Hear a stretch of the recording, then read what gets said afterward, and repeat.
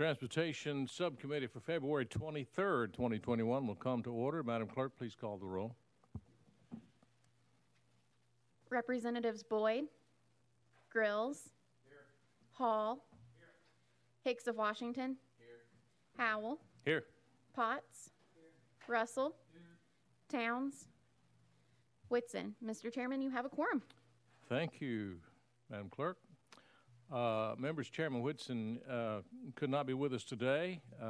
Got a text from him earlier. He's doing very well, and he expects to be back with us here tomorrow for the full committee. So, unfortunately, you're stuck with me. Any personal orders from the committee, from members?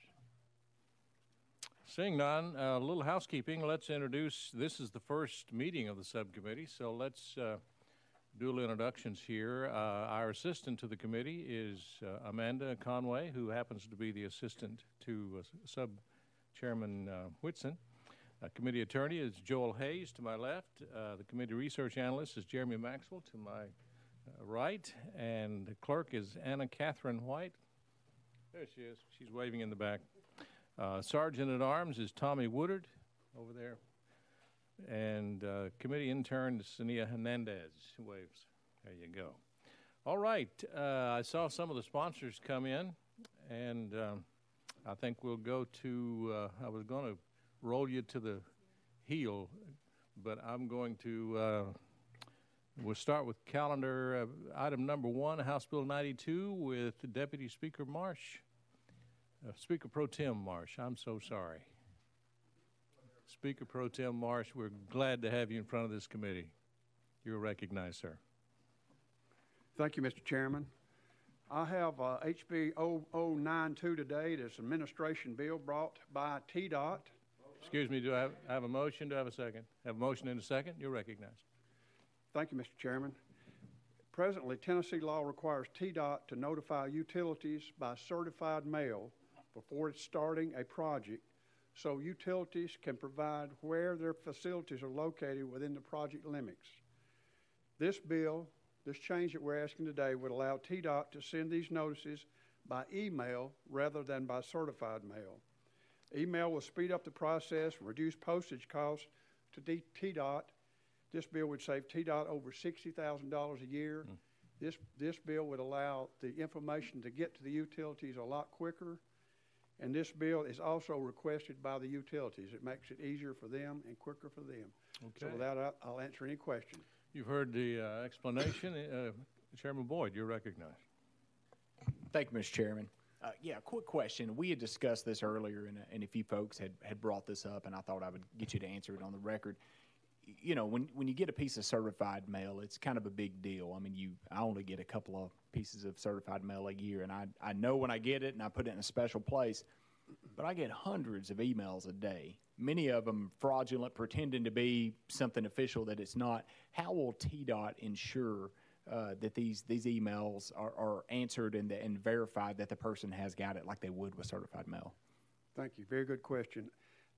First off, there are not just a whole lot of utilities in the state. There are utilities for water, sewer, phone, internet, electric, not just a whole lot of them. And what TDOT's told me, they're planning on trying to talk to each utility and get at least 3 names that they could send an email to when they have a project getting ready to start. So it would go to hopefully 3 different individuals. And also, before the project starts, if they have not heard from this utility, then they will call them and go see them, because they have to respond so that they can move their service out of the way, or they know about it, and it'll hold up the project if they don't hear from them. So I think I think they've got a really good plan to help this move along. Now, whether they might could come up with making them answer when they get an email, respond to it.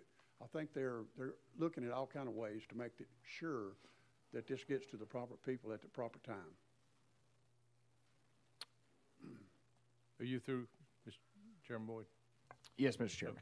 Okay. Representative Potts, you're recognized. Thank you, Chairman. Well, isn't there like technology to do like read receipts of an email to help facilitate this out?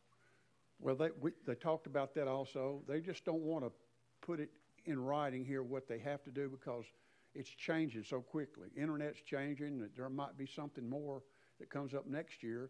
They did talk about having receipt when the email comes to them, return receipt. And I think they'll try all of that stuff to make sure it works. Any other questions from the committee?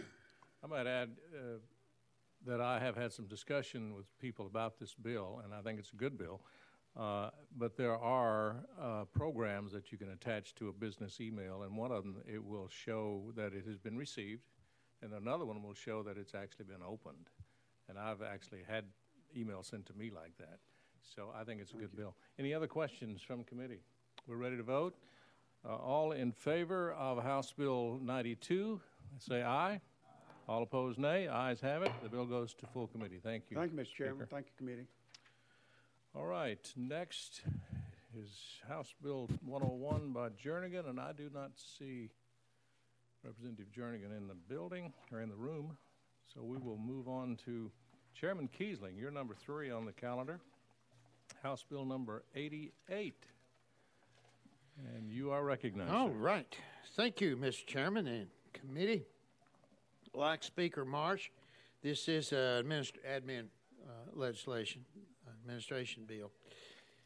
Currently, the Department of Safety certifies third-party businesses to conduct schools for both traffic citations and citations which are related to education for the dangers of leaving children unattended in vehicles. Tennessee currently requires that both schools meet all of the requirements for probation supervisors under the Department of Commerce and Insurance, their code. This bill will be a cleanup bill. How many times have we heard that? Many times. It's a cleanup bill, and this will be referenced more relevant to the subject matter of traffic and child restraint safety. Now, over the 40 requirements that are in code right now, this will, allowing this, it will cut down a large number of those down to a fraction. In summary, the bill removes outdated code requirements within the Department of Safety's driver safety and child safety courses. Currently, again, we have our code requires that both courses meet all of the requirements of probation supervisors within the Commerce and Insurance Code section. The courses used for driver safety and child restraint safety do not meet all of the 40-plus requirements, which I've already previously mentioned. Mr. Chairman, I did request, and I hope you guys, your committee, received permission to bring a representative. We do have in the audience today with me the lovely Elizabeth Stroker. And I'm saying that very seriously, Elizabeth, by the way. That is Director of Legislative Affairs. That y'all may have some questions relative to that, and if you would allow me, or if you choose that we should do that, Chairman, I would entertain. We received the notification appropriately, yes. Let me ask the committee if they have any questions. Of course. They may not have any. We'll see. Any questions from the members? Sounds like you're in good shape. Now, did I do that good of a job, really? Well, I didn't say that. I just said you're in good shape. You didn't. Oh, you just burst my balloon, Chairman. All right. Are we ready to vote? All in favor of House Bill 88, say aye. Aye. All opposed, nay. Ayes have it. 88 goes to full. Well, thank you. Thank you, All Mr. right. Chairman. Looking forward to seeing you again. Then. Thank you, Mr. Chairman, so much. Next on the calendar, House Bill 64, number 4 on your calendar by Representative Lafferty. Representative Lafferty, you are recognized, sir. We have a motion. Have a second? Have a motion and a second, sir. You're recognized. Thank you, Chairman. Thank you, committee. You all may remember this from last year. This is an automobile club bill, the intention of which is to streamline the reauthorization process so they don't have to do mountains of paperwork every single year. They can simply make the changes needed to update their application from the previous year. It's pretty straightforward. I'll hit the more proper talking points real quick. It's going to update the requirements for the license renewal for the automobile clubs and associations. The clubs and associations will provide and procure and reimburse members for services associated with travel and the operation and use of maintenance of motor vehicles. You guys are probably all familiar with some of these other services as well. They can also help with bail bond service, discounts at many retailers, emergency roadside, financial services, many to name. Currently, the clubs and associations must file that certificate every year.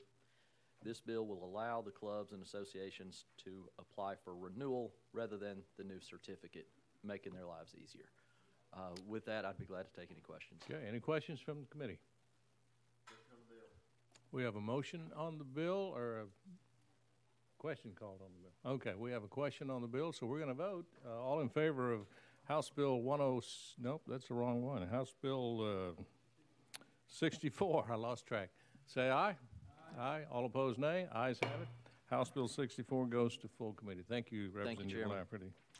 Next is House Bill 107, number 5 on your calendar by Chairman Hulsey. Chairman Hulsey, it's always good to see you, sir. Thank you, Mr. Chairman and committee. I appreciate that. I've buttoned my jacket. That's very, very unusual. We have a motion for me. and a second. Go ahead, you recognize.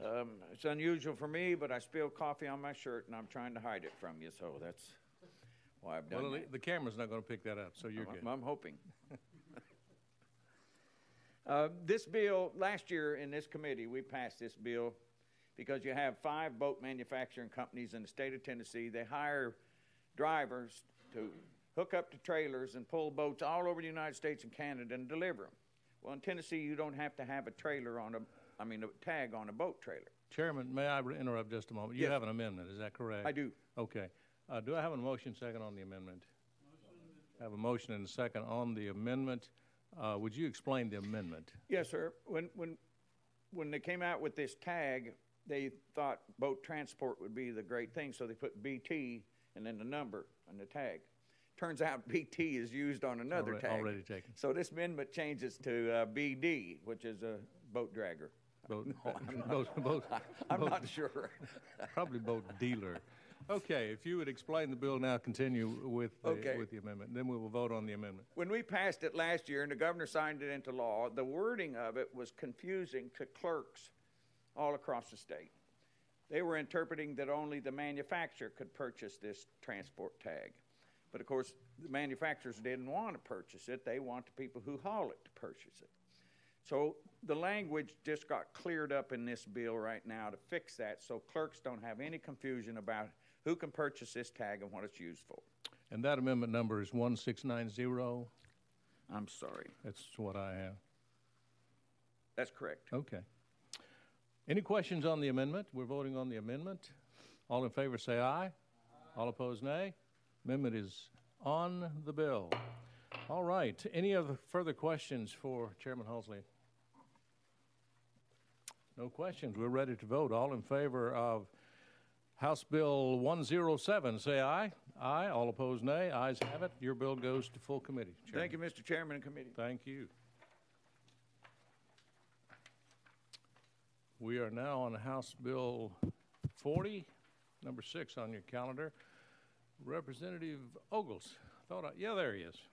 Representative Ogles, you recognize, sir. Thank you, Chairman, members of the committee. And do you also have an amendment? I do, yes, sir. Can we get a motion second? We have a motion second on the bill. We have a motion second on the bill. Okay. Then we have an amendment, correct? Yes, sir. Drafting code 003770. That's what I have. Can I get a motion on the amendment? All right. Thank you very much. Could you explain the bill as with the amendment? Thank you, Mr. Chairman. Members of the committee, this piece of legislation allows, upon registration or renewal of your car tag, if you are, I guess in many instances, sometimes parents may do this as well, if the applicant or an adult who has a child has a specific communication need, it would allow them with a doctor's note to attach that to the vehicle registration. So if you're stopped during a traffic stop and say you have a communication impairment or a type of interaction which might delay your response as far as answering to verbal cues. That will show up in the VTSR, and I'll be sure I get that right. Yes, database. So basically, when that police officer pulls you over, runs that tag, it'll pop up and say that you have a condition that may hamper your communication ability.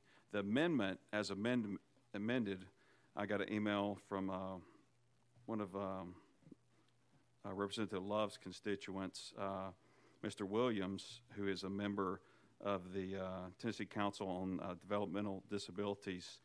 He has a condition that it makes it hard for him to exit a vehicle quickly.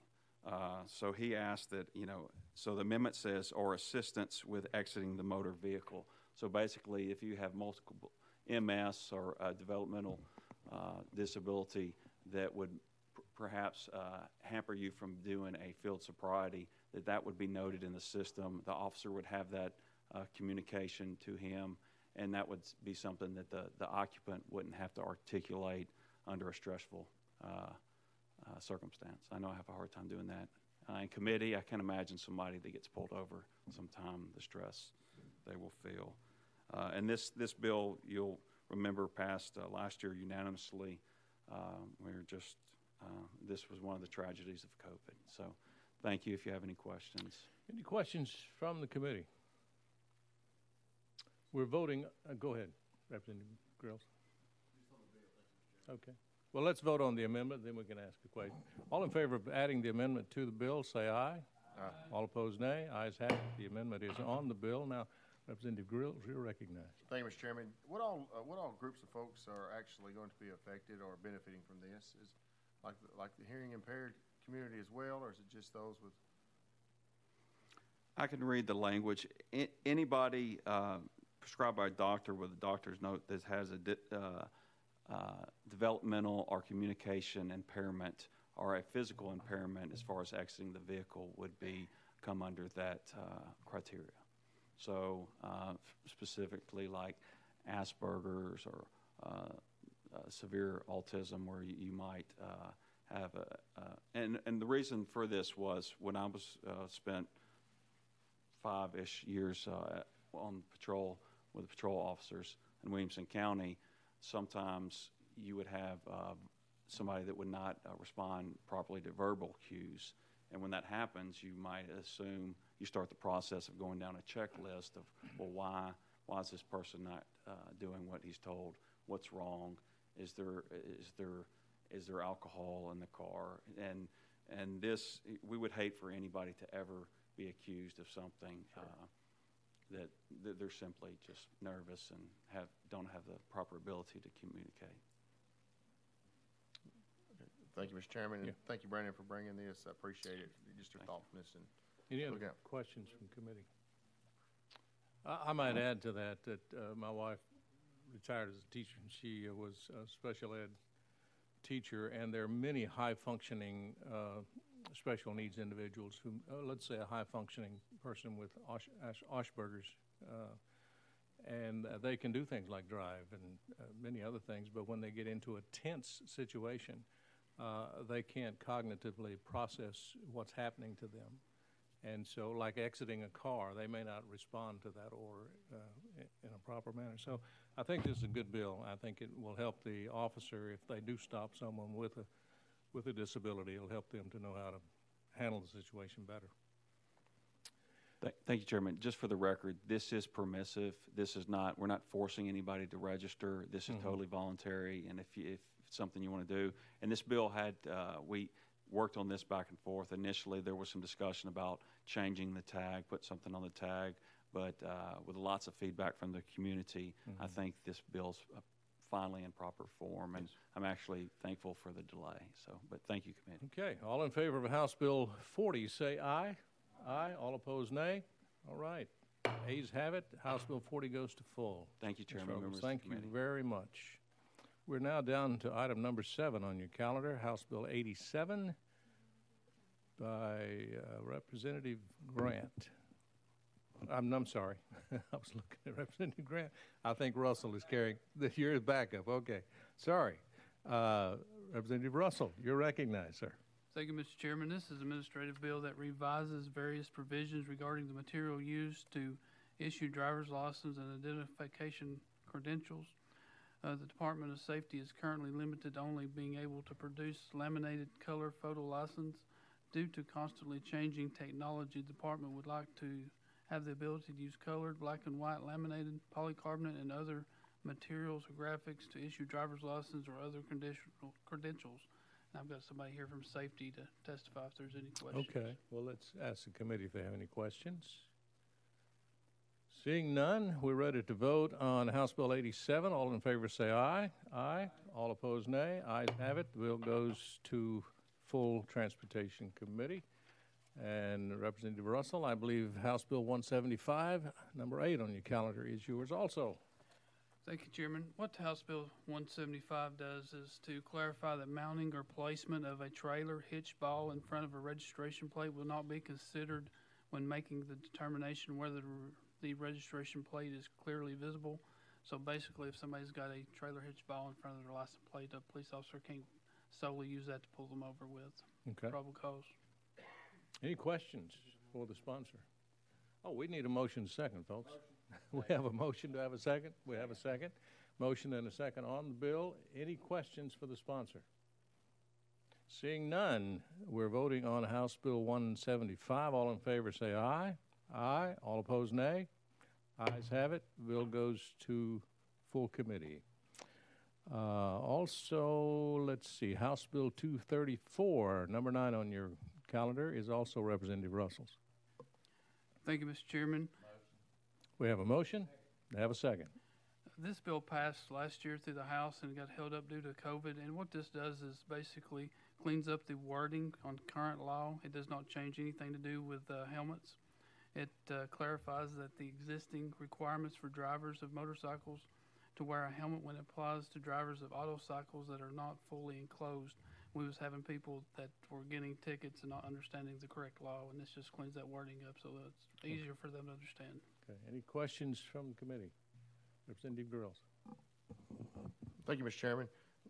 Last year, I know we talked about this back and forth. I can't support this just because I believe it's an individual's right to whether they want to wear a helmet or not. But the autocycle is a type of a motorcycle that just was not included in the original bill. Is that correct? Yes, there's two types of autocycles. One's enclosed and one is not enclosed. And this just clarifies that the one that's not enclosed, they have to wear a helmet. And that's where the confusion was, where people were getting citations and not knowing that they had to wear a helmet. Okay. Any other questions? We're ready to vote? All in favor of House Bill 234 by Russell, say aye. Aye. All opposed, nay. Ayes have it. The bill goes to full committee. House Bill number 10 on the calendar 363 has been taken off notice. That brings us all the way back around to House Bill number 2, I think. Is it 2? By Chairman Jernigan. House Bill 101. Chairman, you're recognized. We have a motion and we have a second. That's what I was looking for. Thank you, Chairman. Members, House Bill 101 removes a power wheelchair from the definition of a motorized vehicle. The FDA classifies a power wheelchair as a Class 2 medical device. The Federal Highway Administration has stated that this removal will not jeopardize any of our federal funds. So with that explanation, I'll be happy to take some questions. Okay, any questions for the sponsor? Seeing none, we're voting on House Bill 101. All in favor say aye. Aye. All opposed, nay. Ayes have it. House Bill 101 goes to full committee. Thank you, Chairman. Sorry I'm late. Boyd kept me up in the last committee. Well, it happens, you know. We are now down to House Bill number 11 on your calendar, House Bill 86, which happens to be mine. So I'm going to hand the gavel over to Vice Chairman Hall. Is there a motion on the bill? Motion. Is a second? Properly motioned and second. Chairman Howell, you are recognized, sir. Thank you, Mr. Chairman. This is an administration bill, and it basically what it does is brings the titling, registration, et cetera, in line with the federal government regulations. It reduces the lower gross weight threshold for freight vehicles that are required to pay the registration tax of over $1,000. It reduces it from 56,000 pounds to 55,000 pounds. It removes the authority for non-residents to apply directly to the Department of Revenue for off-highway vehicle permits.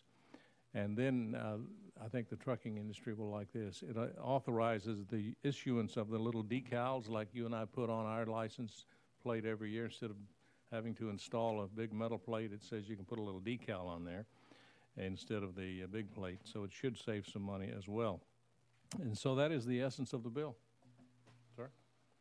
Thank you, Mr. Chairman. Any questions or comments? Seeing none, we'll vote on House Bill 86 to move to the full committee. All in favor, say aye. Aye. Any opposed? Motion carries.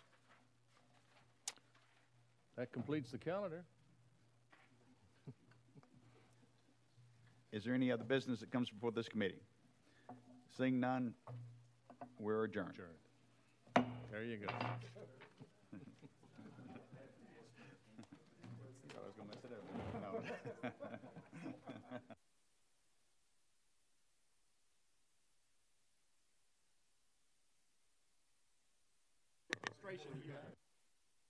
Elizabeth.